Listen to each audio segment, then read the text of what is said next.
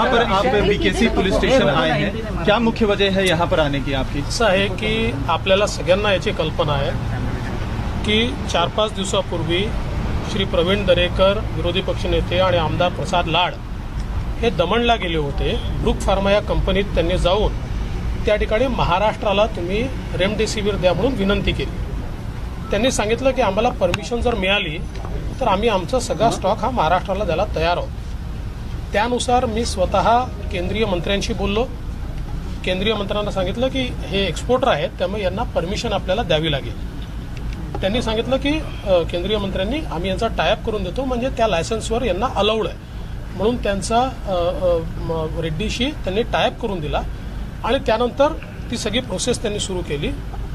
आज त्यांचा जो काही माल तयार होता किंवा जो म्हणजे आधी त्यांनी केला होता, जो त्यांना नियमाने देता येतो, त्याकरता त्यांना आपल्या एफडीएची परमिशन पाहिजे होती आणि तिकडच्या एफडीएची परमिशन पाहिजे होती. आम्ही ती परमिशन देखील मिळवून दिली.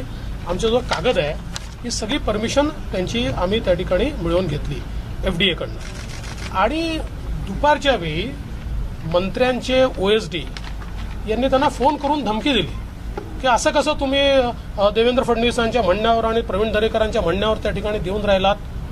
आणि त्याच्यानंतर संध्याकाळी आम्हाला रात्री 9 वाजता मेसेज आला की 10 पोलीसचे लोक त्यांच्या घरी गेले आणि त्यांना उचलून इथे आणलं. आणि म्हणून मग आम्ही या ठिकाणी आलो. आम्हाला आत्ता डीसीपी असं सांगतायत की आमच्याकडे अशी इन्फॉर्मेशन होती की काही एक्सपोर्टर्सकडे 60,000 वायल्स आहेत आणि म्हणून आम्ही चौकशीला बोलवलं. आम्ही त्यांना स्पष्टपणे विचारलं की यांच्याजवळ आहे का, यांचा माल आहे का, याची स्पेसिफिक इन्फॉर्मेशन आहे का.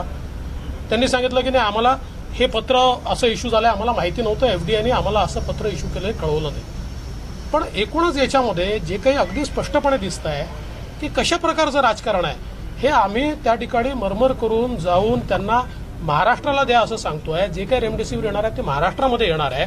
स्पेसिफिकली केंद्रीय मंत्री मनसुखभाई मांडविया यांनी ब्रूक फार्माला सांगितलं की तुमचं मॅक्सिमम प्रोडक्शन हे तुम्ही महाराष्ट्राला द्या आणि त्याची परमिशन आहे तुम्ही ती सगळी घ्या. आणि मी स्वतः आज तिथल्या एफडीएशी बोललो आणि हा माल महाराष्ट्रात आणायचा अशा वेळी त्यांना जे इथे आणून बसवलं होतं, आता त्यांनी सोडलंय. त्यांनी आता असं आम्हाला सांगितलं की आम्ही अरेस्ट केलंच नव्हतं, आम्ही फक्त चौकशी करता बोलवलं होतं.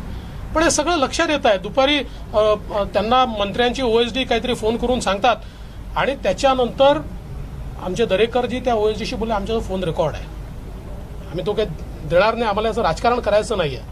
पण हे जे काही चाललं हे योग्य नाही आहे. आम्ही महाराष्ट्राच्या हितात महाराष्ट्राला मदत करण्याकरता काम करतोय.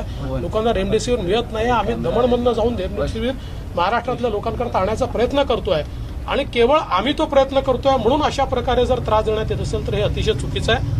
आता त्यांनी सोडलेलं आहे. त्यांनी सांगितलं की आम्ही त्यांना अरेस्ट करणार नव्हतो वगैरे. आता आपण पोलिसांवर विश्वास ठेवूया, पण जी घटना घडली ती काही योग्य नाही. आणि म्हणून मी स्वतः या ठिकाणी ठरवलं की असं चालणार नाही.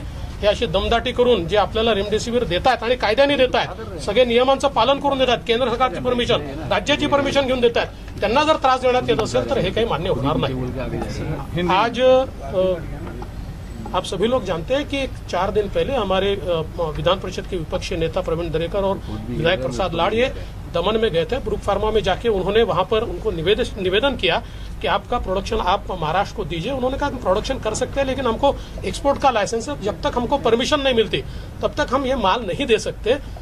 तो मैंने स्वयं फिर केंद्र सरकार में आदरणीय मनसुख भाई मांडविया जी से बात की. मनसुख भाई मांडविया जी ने उनका टाइप रेड्डीज से कर दिया ताकि उनके लाइसेंस पर ये प्रोडक्शन कर पाए. उसके बाद उनके पास जो कुछ प्रोडक्शन था हमने उनको कहा कि आप तुरंत महाराष्ट्र के लिए हमको उसको दीजिए. उन्होंने कहा उसकी सारी परमिशन लेनी पड़ती है. हमने यहाँ की एफडीए की परमिशन उसमें ली, हमारे पास वो परमिशन की कॉपी है. वहाँ की एफडीए से हमने बात की, उनको हमने कहा कि भाई स्वयं हमको मंत्री जी ने उसकी परमिशन दिया, कल उनकी भी परमिशन हमको उन्होंने कहा कि हम दे रहे हैं.